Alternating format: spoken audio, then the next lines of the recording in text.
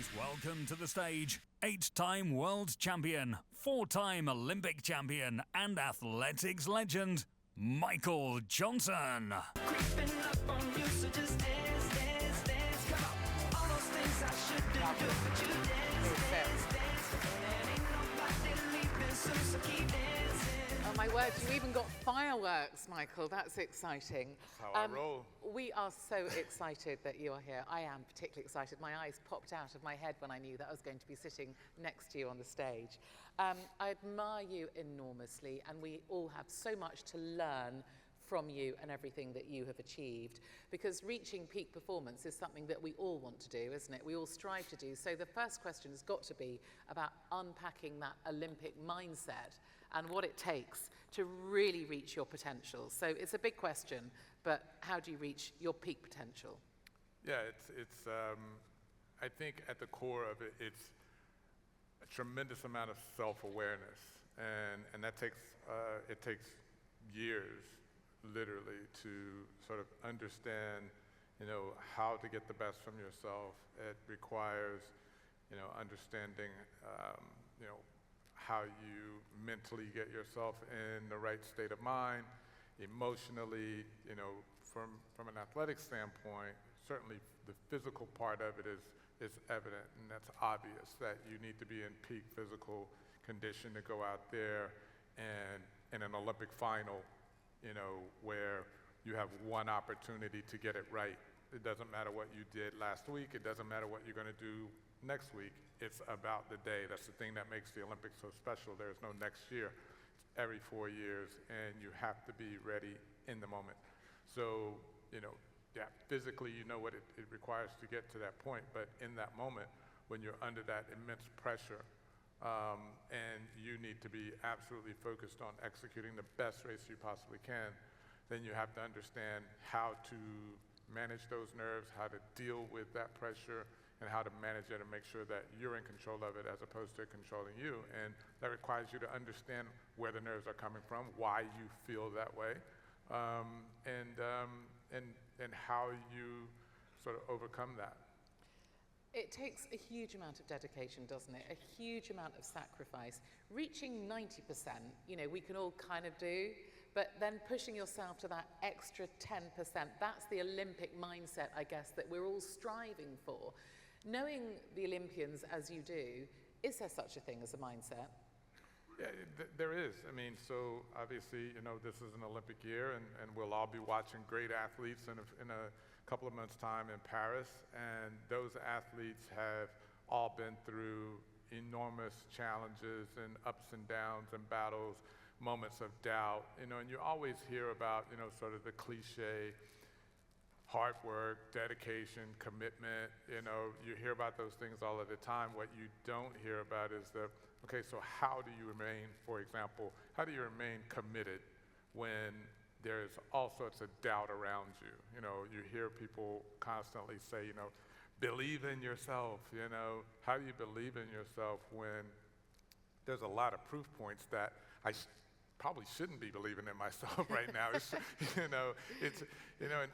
so, how do you get beyond those? Because I've been there. There have been times when, I didn't believe because there was so much going on that was, pointing the other direction that, you're not going to get there. And it's having people around you that can sort of, well, they believe in me, so there must be something here. It's then establishing, proof for yourself that, when I was training and I was having just amazing training sessions, all right, yeah, maybe I can get there. But ultimately, then you have to go out and do it. You have to go out and beat the best. And then when I was able to finally do that, those sorts of things then allow you to continue to believe in yourself. But it's a process, and it is overcoming a lot of those doubts. It's overcoming the setbacks. And then also figuring out and understanding when you push the boundaries as well. It's not all about, sort of response to the negative things that happen, but also when you're in the best shape and everything is going really well, how do I continue to push beyond even what I think that I'm capable of? And also, I guess, sussing out your competitors, kind of psyching them out. Is that part of it? That might be part of it for some people. For me, it wasn't. In my sport, I can't do anything about what they do in their lane. I have to compete against them. It is a race, so I have to know them. I have to know what they're capable of. I have to be able to assess, and understand their race patterns, so I can make my decisions during my race based on what they're doing and make the right decisions during the race. We are constantly making decisions in a race. I know it looks very simple. The gun goes off and everybody runs as fast as they can, keep turning left, and the first person to the finish line wins. It looks very simple, but you're taking in a lot of information when you're competing. Even in a 200 meters, it takes 19 seconds. You are assessing where you are at certain points in the race, how well you're executing the race, if I'm behind where I need to be, if I'm slower or faster. If I'm slower, do I make an adjustment? If I do make the adjustment, which adjustment do I make? Do I make it here? Do I make it there? And these are things that, you're having to make these decisions in real time in a 19-second race. You don't really have time to sort of really ponder, hey, do I make this change? Or It's over. The race is over, right? So yeah, you're having to make these decisions very quickly, all at the same time. While it's still a race, there are other people, so you also are taking in information about their race and making decisions based on what they do. So that's a lot that's happening, and you have to know those things. And so you really can't spend too much time on the things that you can't control, which is, how that person actually races. Can I really, truly psych them out? Probably not. So I didn't spend a lot of time doing that. Some of my competitors absolutely tried with me, and that was never going to work. Okay, good. We're going to actually look at some of your races in a moment's time, but before that, I just wanted to ask about, the sacrifice, the dedication, the absolute commitment to one thing that no doubt had huge consequences for your personal life as well, because you can't just, run. You have to commit. You do have to commit, but I think that there's often a bit of a misconception there as well. It's interesting, and it's kind of funny. I think there's this idea that because we're Olympic athletes that we're these super people, but there's also this sort of idea that, which is a little bit insulting to be honest, it's kind of like, oh, you guys are great because you wake up at 6 a.m. every morning to do the same thing that you could do at 10 a.m. And you drink water and eat granola and tofu and pretty much avoid anything fun. That's not why we're great. It's not because, it's not just all of these sacrifices, it's not we're just avoiding anything fun. We have fun. It's not even sustainable, to be honest, to not ever sort of take a break. You have to take a break from it from time to time. There is a great sacrifice, there's no doubt about that, but the best athletes you will find actually are able to get that balance just right. And I figured that out early in my career. So yeah, I'd go hang out with my friends, but I also missed a lot of things as well because, this is a career that, the one thing you can't do is sort of, just leave the office, close the door, leave everything, shut it off, and go home. And it doesn't work that way as an athlete because you're constantly having to take care of your body and everything that you do, how you sleep, when you go to sleep, when you wake, how much stress you take on. All of those things affect your ability to perform. It's such a science, isn't it? You have such a big team to support you, but it has taken its toll on you in terms of your personal health at different periods in your life. I think, it probably has. I think that, for me, I had 6 years ago, I suffered a stroke just out of the blue. I was in very good shape. Nothing, would have suggested that I should have ever suffered a stroke. And we were never able to figure out, why, after all sorts of batteries of tests and things. And I would have to imagine that, when I'm good at handling stress, so I take it on, in my role as an entrepreneur and everything else that I do. I'm the first to raise my hand to take on the hard things, and now I don't. I just sit on my hands. When everybody's sitting around the conference room table and, the hard things come up, I'm just sitting there like this, like, I'm not going to raise my hand, wait for somebody else. So that was a great lesson to learn. But, I think that we all can learn that lesson, that balance is really, really important. And that's always been balanced for me. It's always been important, and I continue to try to get it right. Okay, we're going to talk a bit about strategy now. I'm looking at your shoes. You've got very nice shoes on, but they're not gold. And you used to wear gold shoes, didn't you, when you were running? Was that part of your strategy? Was that part of your mindset? You were going for gold? Because it's also, potentially, a bit of a risk if you didn't actually get gold and you had gold shoes on. It could have gone terribly wrong. It could have gone terribly wrong. could've. Lucky it didn't most Yeah. of the time, but it could have gone wrong. Yeah, it could have gone wrong, but it didn't. I was very confident, and you have to be, But I realized early on that I perform best under pressure. I would not have done that if I didn't know that I could perform well under pressure and I could deal with the consequences if it didn't work out. And those are the risks you take. I knew that I felt that it was a risk worth taking. It was a decision that I made actually kind of in the moment because that was my mindset, that I'm all about gold. And if I didn't win gold and I had to get, the silver medal standing on that podium wearing gold shoes, that would have been the least of my concerns. I would have been more concerned about just having, and more disappointed in not having achieved the goal that I set. You won more than you lost, obviously, so that's a good thing. But negative experiences are learning opportunities, aren't they? How did you use your losses when you didn't get that gold medal to propel you forward rather than sink into depression or just, feeling like you weren't capable?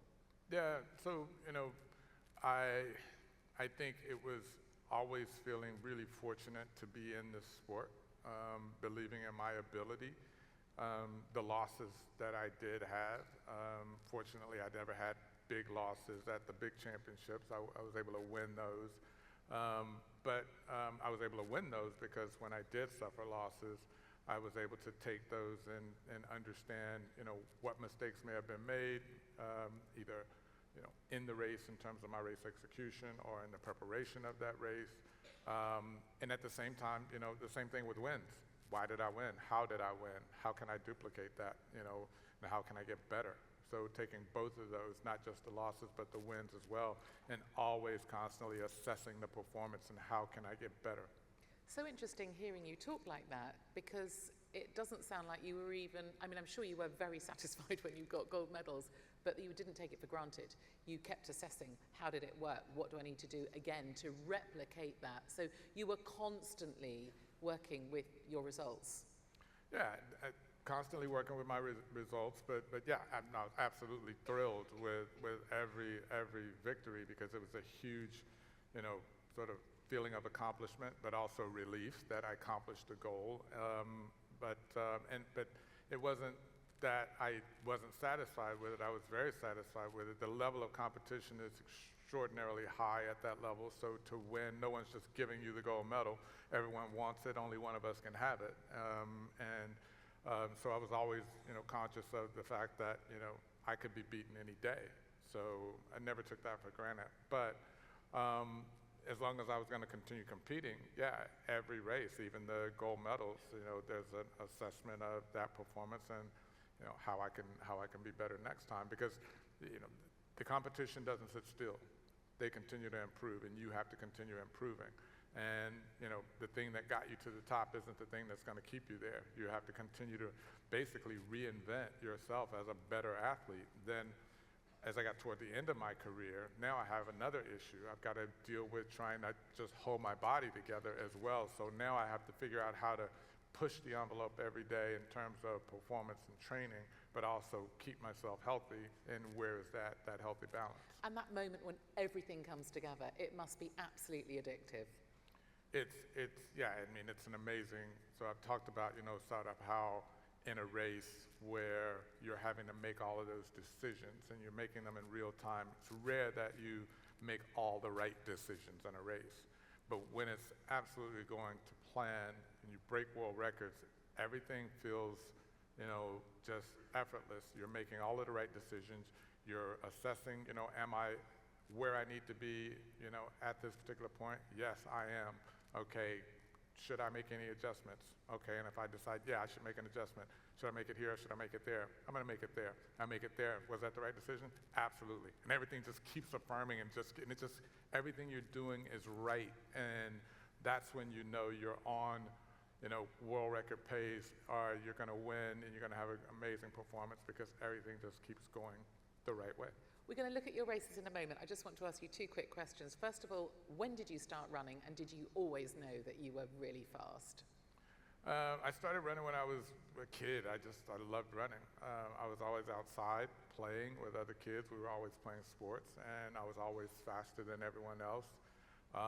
My 3 sisters and my brother, there are 5 of us. They're much older than me. We were always outside playing, but mostly when we were playing games, our family was a team playing against other kids, and so I was playing with, and all of the kids were their age that I was playing with, and my siblings were kind of like, they didn't give me any, grace because I was younger. They were like, you got to play up, we have to win. So I just leveled up, and then I was always really good. And then my siblings were always, sort of telling other kids, like, my little brother can beat you.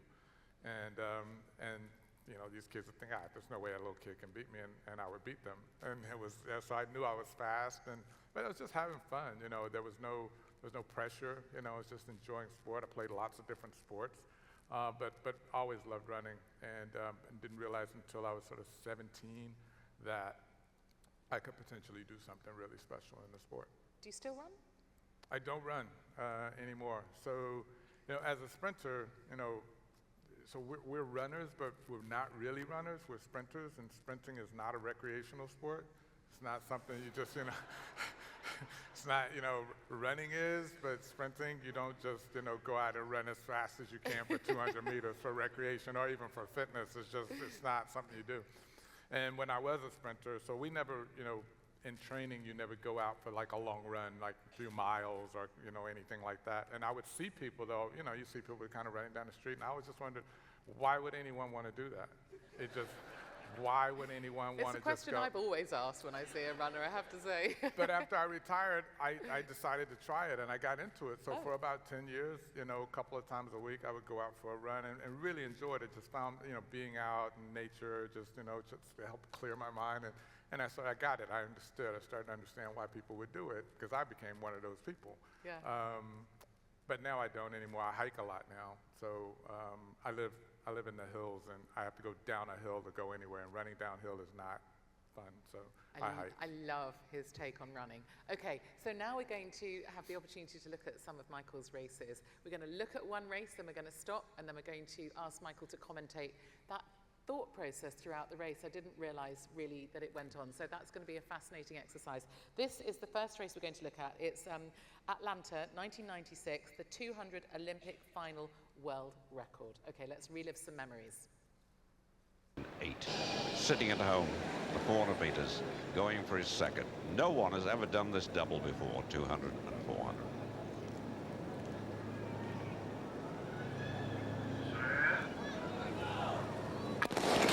First time, look at the flashbulb in the background, and as usual Johnson is blistering away.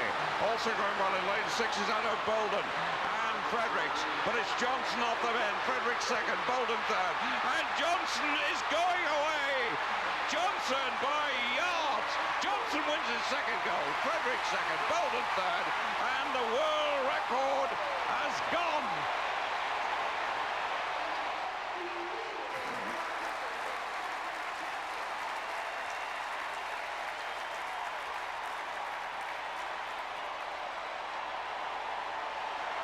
This man surely is not human. Gold in the 400. Gold in the 200. His 8th race in the Olympic Games so far, and a new world record, 19.32.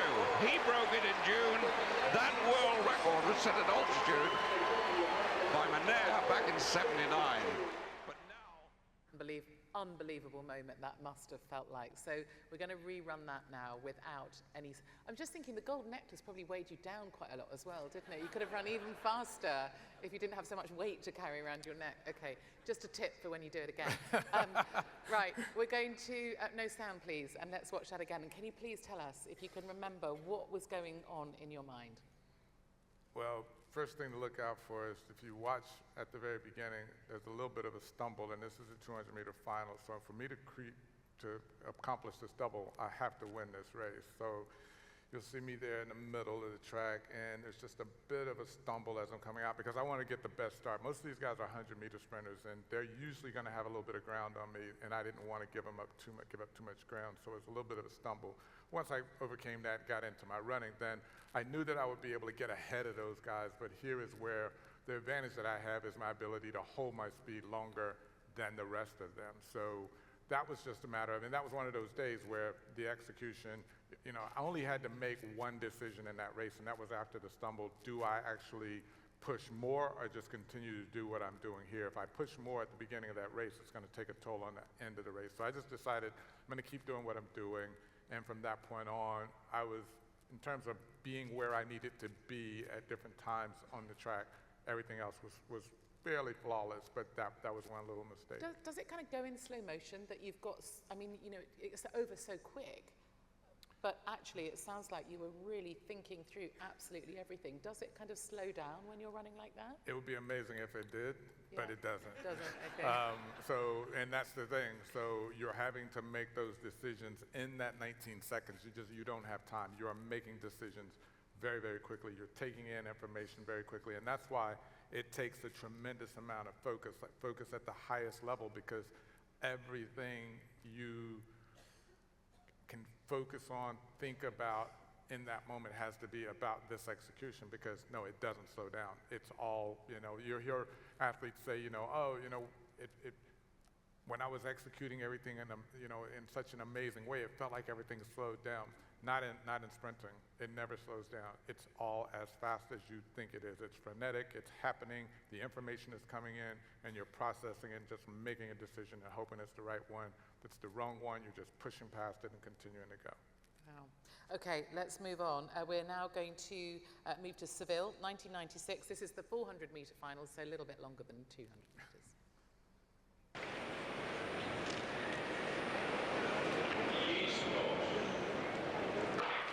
Michael Johnson racing 7 other runners and perhaps the world record on his way in the 400-meter final. And Michael Johnson's goal is to get himself about 20.9 to 21 flat at the first 200 meters, and that'll set up the finish of the race for him. Michael Johnson steaming down the backstretch. He has Jerome Young on his outside. Michael Johnson making up the stagger on Young. That familiar upright running style. And he's rolling through the turn. They're coming through the final turn to the top of the home straightaway. And Michael Johnson is in front. Jerome Young trying to stay with him. They're in the home straightaway. Michael Johnson has a big lead. Only the time for the world record remains now. Johnson running to the line. He crosses the line. And he's got it. He's got it. World record. Superman flies again.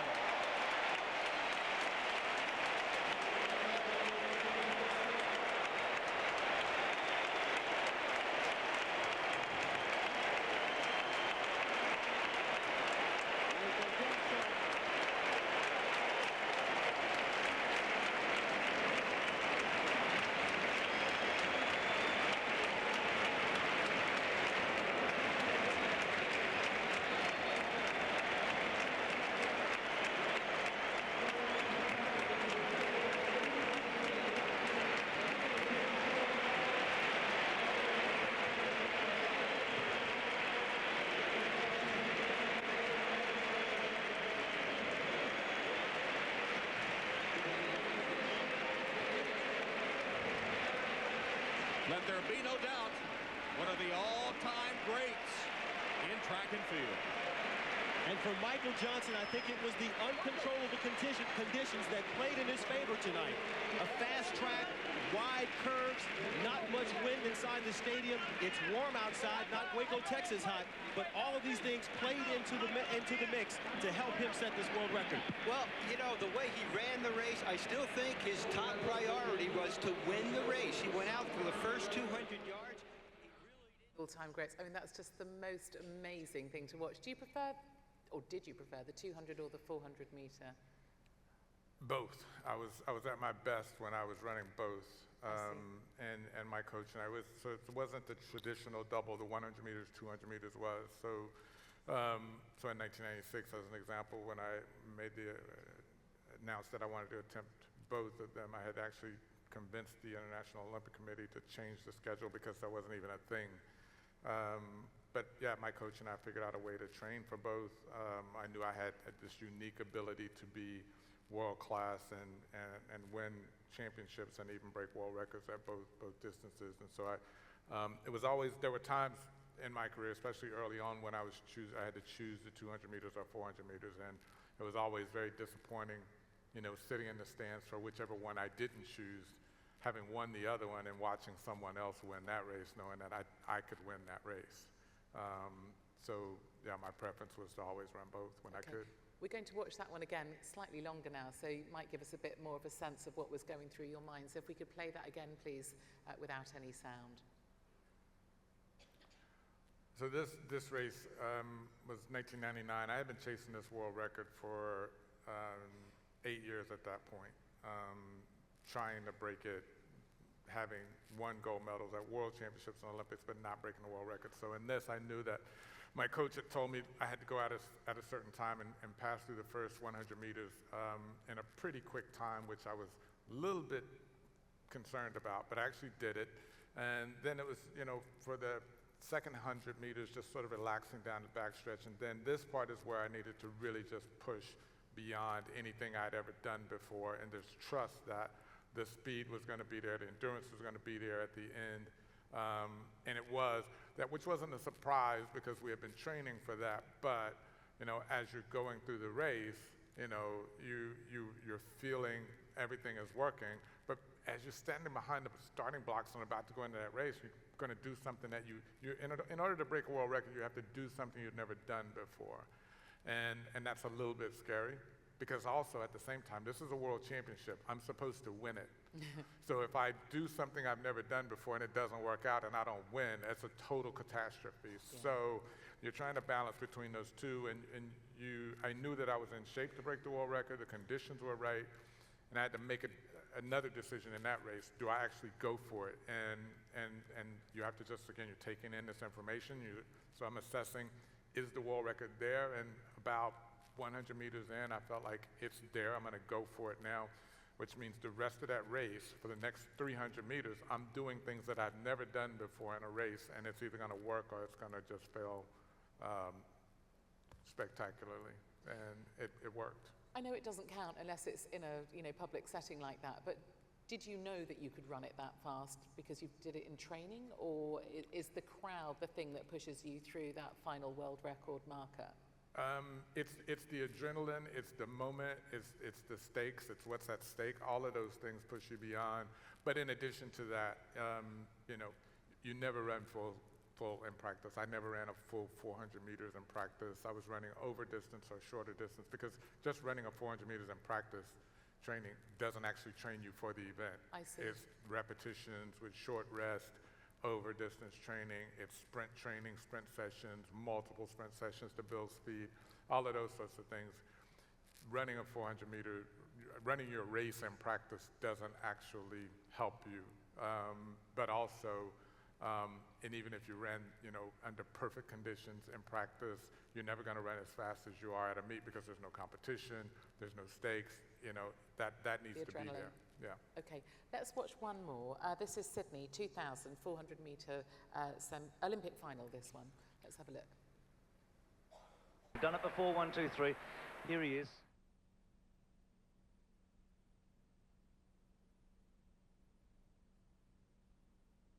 Done it before, 1, 2, 3. Here he is. Can he do it again? Become the first this time? create a bit more history. He's got 8 of the 11 fastest times ever. He is at his top. Different to anyone else I've ever seen run. Absolutely different. Different running style, different attitude. Doesn't appear a lot out on the track. Brilliant runner.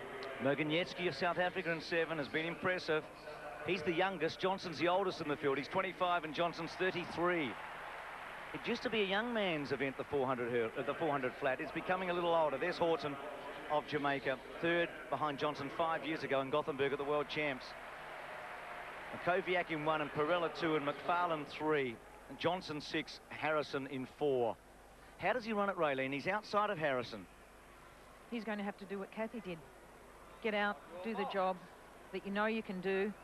Harrison's likely to come through him hard between 150 and probably 250 just to scare him off. Will he prevail again as he's always done? There's Harrison. Johnson's got 3 Olympic gold medals, 9 World Championship gold medals. In every competition he's been in, as we see Harrison, who was 4th 4 years ago, in every competition he's been in, he's won the gold. He's got no silver or bronze to his credit. All 12 gold medals at the global level. Almost set. What a huge final this is.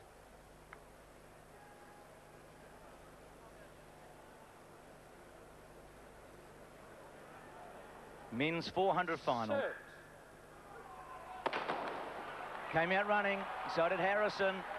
So Horton from the outside. Look at Johnson. He's quickly up to Mergeniecki already, and Harrison's going hard in the middle. Pettigrew's outside of him, and then McFarlane and Perella. In the back, Johnson's gone hard. Harrison's held his stagger, so it's 3 from the left and down 3 from the right now. And also out hard is Perella. They're up to halfway. Horton running well. This is where Johnson puts it to them. Can Harrison challenge him? He's behind him on the bend. Johnson's running a big bend. He goes up and takes the lead from Horton. Harrison's 4 metres behind him. And then Perella. Johnson's clear. Harrison's running on strongly. They can't get to him. Johnson's clear. He's going to do what no man has ever done in Olympic history and win the 400 twice. 2nd Harrison and 3rd Horton. Does it again. Talk about a man who knew what he was doing from the moment the gun went off. He had that totally under control every step of the way. Look at him, a happy man. Very happy winner. Believed he was here, being slotted in between the Freeman and Jones show. Not that moment. That's a gold medal moment. Just doesn't make mistakes, does he? When it counts, just does not make mistakes. In the interest of time, we won't watch that again, but can you talk to us about what was going through your mind at that point? And I'm also just reflecting, that was 24 years ago. It's a long time ago. That was my last Olympics. I went into that Olympics injured, so I didn't have any tune-up races. So I won that one strictly off of experience. It was because I was not in the best shape. And it was, it was based on experience and just, typically you want, a few races going into the Olympic final. You want a few races to, sort of work through some of the strategic and sort of technical aspects of the race. I didn't have that benefit because I was recovering from an injury. So I had to go into that one and just use the rounds, the preliminaries, semifinals, and then get into the final. And I had to really conserve as much as possible in those early rounds because I wasn't in a great shape. So and that was going to be the end, and I announced that was going to be the end, so I certainly wanted to go out on top. No one had ever repeated as Olympic champion in the 400 meters, and it was very difficult to do, and so I was able to do that, and it was that one was absolutely more relief after crossing the finish line. Does the atmosphere impact your mental state, those that are around you, or can you just shut it out and just completely focus? It's certainly the crowd is there and you feel the crowd, but once you sort of get into the race, you don't hear anything and you shut it out completely. The athletes that competed in 2021 during the COVID Olympics in Tokyo, had from what I have heard from them, that experience was dramatically different. I never had that experience. We always had, stadiums, full stadiums, and but you always know, I always knew that, the crowd makes a difference, but, it was very interesting listening to those athletes who competed in Tokyo without much of a crowd, just how somewhat eerie it was. Yeah, strange. We're going to take some audience questions in a moment's time. But where are your Olympic medals? I was like hoping you were going to like carry them all around. You were supposed to like wear them. You know, contrary to what you hear from a lot of Olympic athletes, that, oh, it's in a box somewhere under a bed or in some drawer, they're in a very safe place. Yeah, okay. I treasure them immensely, and so they're in a very, very safe place. And I guess there's so many of them, it's quite heavy. I'm sorry? There's so many of them, they're quite heavy. You can't kind of like move them around everywhere. Yeah, for me, yeah. Yeah, I got exactly, a lot of them.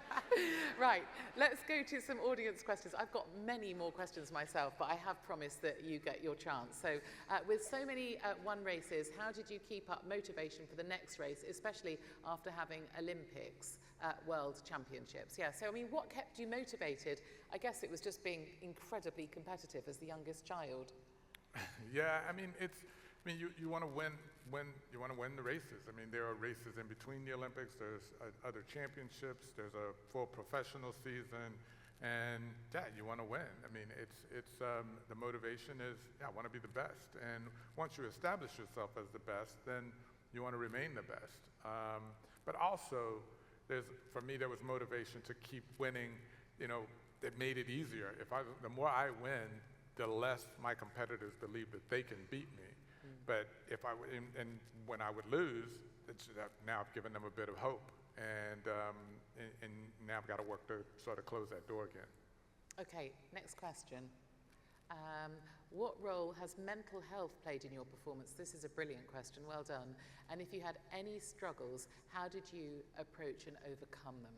Yeah, that mindset, it's not just about being in peak performance, but how did you cope with the mental struggle, the pressure? Yeah, I think, you know, it's interesting that here recently, I think people have become more aware of, you know, how difficult it is for athletes to perform on the stage that we do, and the mental difficulty and pressure around that. That's not new. It's just new that we can talk about it now. I know many athletes struggled with their mental health during an athletic career when, you know, you're competing in front of, you know, millions of people, and you know, and losses are significant, and you're constantly, you know, sort of having to reprove yourself. It's very difficult. For me, I was very fortunate that I was able to, you know, early on understand not only how to protect myself mentally, but also the importance of my sort of mental approach to the sport, understanding that this is a tremendous amount of pressure. I have to protect myself from that and not allow this to become so all-consuming that, you know, a loss, you know, is devastating to me, or that I can't even live my life because of, you know, what I'm doing in this sport. And it was very important for me from that standpoint then to create an identity, you know, for myself outside of just what everyone knows me for as a sprinter, that I'm more than that. My life is about more than that. That was very important to me. And I think, you know, because sport is your profile as an athlete in sport is so big and everyone knows you and they know you for that, it's very easy to sort of slip into the idea, to believe that yourself, that this is all that I am. That's why so many athletes struggle when they retire, because if that's all you've ever been, and now that's gone, it's a real struggle to then try to find this new identity. So that was something that I was very fortunate to recognize early on. I'm going to leave a little bit of time to find out what you're doing now as well. Can you talk about the attributes of the team that surrounded you that helped you continue with your success? So you've talked about your coach. There was obviously a big team. I'm sure there was nutritionists and all the rest of it keeping you on target. Yeah, so my immediate team was my track coach, my strength coach, my physio, and my manager and my agent. And you know, everyone had their role. Everyone knew their part. I was fortunate to have a really good team of people who sort of stayed in their lane. They knew what they knew what they didn't know, and relied on the expert for that instead of, you know, sort of trying to impart their amateur knowledge in an area where they weren't actually a pro. Yeah, so that team worked really well together. You know, we were very honest with each other, you know, about, you know, sort of how we like to work, and it worked really well. So I was very fortunate to have such a great team because they helped me to get to every championship healthy where I could be at my best. Did you ever want to race Usain Bolt? So, no. You know, I raced the people that were there. By the time Usain came along, you know, I had already retired. I was sort of 8 years into my retirement when he came along. So racing was no longer, you know, something I thought about. You know, I had my hands full with the people that I had, you know, but you know, it's fun for people to debate, you know, sort of who would win that race, and you know, I have my opinion, obviously. I've asked him, you know, who he thought would win. He had his opinion, and it was the one that I expected he would have. Right. Does your competitiveness extend to your non-athletic life? Do you need to win, for instance, in Monopoly? So no, it doesn't really extend beyond, you know, the things. So I think the part that so like competing against other people and things, whether it's a game or something, I don't really need to do that. I don't need to win. It's not that competitiveness, but the thing that I think I've always retained is, you know, if I go into, you know, whatever it might be, and I have an expectation of, you know, how well I think I can perform, you know, like if it's, you know, 4 of us playing Monopoly, like, you know, I already know I probably can't beat that person because they're really good. I'm not just like, I gotta beat them. But if I know that those 2 aren't very good, I should beat them. If I don't, then I'm really disappointed, right? Okay. So it's about, you know, sort of, you know, the expectation that I have of myself. If I don't rise to that level, that's still that's a hard one for me. How do you think we would do in Monopoly? Do you think you'd beat me? I'm pretty good. Are you? I'm pretty good. Okay. I don't know. I mean, I'm actually excellent at Monopoly. So you're challenging me? No. No, I'm going to give way. I think you're going to win everything. It's fine. How did you maintain your discipline over long periods to be so competitive? Yeah, I mean, you've addressed some of this already, but it's about, well, that constant mindset, isn't it? Resetting yourself. You know, it's again, it's having that balance, because I think at the core of, you know, at this question is, you know, being that disciplined person. You know, you hear that a lot about athletes being disciplined, and it is. But you have to also, you know, have moments where, okay, this week or this weekend, I'm off. I don't have to be, you know, committed to all of the things that it takes for me to do my sport. I can take the weekend off and I can do whatever I want to do. But then Monday, I got to get back at it. Or, you know, off season. Okay, I'm going to do whatever I want to do for the off season. I don't have to be, you know, disciplined and regimented and all of those things. But then once it's time, you know, for me to start back training, I've got to be on it. So it's just having that balance. That's how you're able to maintain that sort of consistency and discipline over time, where it's sustainable.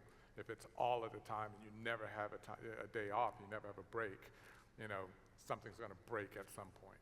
This next question I'm actually going to leave for a moment, because it relates to how I wanted to kind of end this interview. So let's just take a step away from 20 years ago and just talk about now, because as you said, you're far more than just an athlete. You've gone on to develop an incredibly successful career as a commentator, but also as an entrepreneur. So just bring us up to speed with what you did next. Yeah, so, you know, I'm at the point now where, you know, I've been a successful entrepreneur. I've really enjoyed that. I've been an investor, and I've enjoyed that, and I've had some really some amazing times with that. I had a lot of success with it. I've been very intimately involved in those things, you know, sort of probably at a level that I probably, you know, shouldn't have been for the last few years. You know, it's one of those things where you sort of realize later that, yeah, I should have retired from that particular role 3 years ago, because now I realize I wasn't enjoying it as much as I was when I first started it.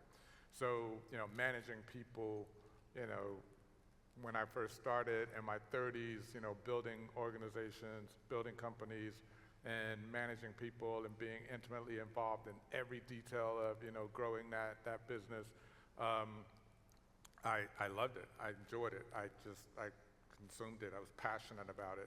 And then I guess sort of pre-COVID, I sort of realized that, yeah, I'm the day-to-day, everyday sort of, management is not fun for me anymore. So I was able to sort of pull myself up, and out of that, the company that was taking most of my time, I sold it a few years ago, and and so then I started to think about, all right, now what am I going to do next, and really should just do whatever I want to do, and I've wanted to, I've had a desire to sort of uplift my sport for a very long time. It has, sort of disappeared outside of the Olympics every 4 years, and it's a great time for sports. I've been investing in sports franchises for a very long time, and I see that, just where those valuations are going, and some of those that I've invested in, I've been very fortunate to sort of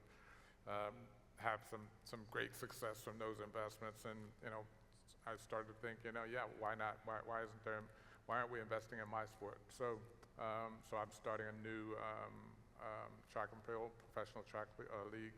We launch next year, and that's taking my time now. But I'm sort of making sure that that I don't get too far in the weeds on that. Okay. So I sort of sit at the top and make myself as unavailable as I possibly can. I like your style. Well, we look forward to seeing what happens with that. Well, let's return to that question then, which was how I wanted to kind of conclude this conversation about what read across there might be from the experiences that you had as a 12-time Olympic and world champion to us in this room, the mindset, the competitiveness, the teamwork. What can you share with us from the experiences that you had? I think the one of the most probably impactful things on my success has been my understanding of myself, that constant journey of awareness of self and sort of what makes me sort of tick, why, and I'm constantly trying to discover more to be better. It starts with that, and I think that understanding, that has allowed me to understand how to get the best from myself as an individual, in all aspects. As an athlete, I was able to take a lot of those things that I learned as an athlete, apply them to being a television pundit, to being an entrepreneur. There was no greater need for me to understand that than 6 years ago when I suffered a stroke. That I was in good shape and doing all of the things I'm supposed to be doing, and the next thing I know, I'm can't walk, can't stand, and my whole left side can't move, and so having to go in and sort of try to recover. I was able to apply the same things that I learned as an athlete, that sort of drive, but also understanding how do you get the best out of yourself, because I absolutely had to get the best from myself in that moment. So I think that's probably the most impactful thing for me. But yeah, I think understanding what again, it's part of understanding yourself as well. Understanding what drives you. It's been different things for me, and recognizing that it's not always going to be the same thing. I was certainly driven, as I said a few minutes ago, in my 30s, that just sort of every day wake up, push that rock up a hill. Give me a challenge, I'm going to do it. I'm all about it. I do not want to do that anymore. I'm looking for the downhill.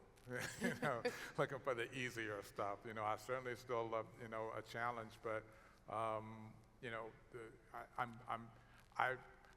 I'm very good at some things, and I want to just do the things that I'm good at, and not now try to learn how to be good at something else, which was absolutely a motivator for me. When I first started as a television commentator, I didn't just sort of roll out of bed good as a commentator, and despite what people believe, just because you were an athlete, and I'm sure you've heard some people on TV, and you will know this, doesn't mean that you're automatically a good commentator just because you were an athlete.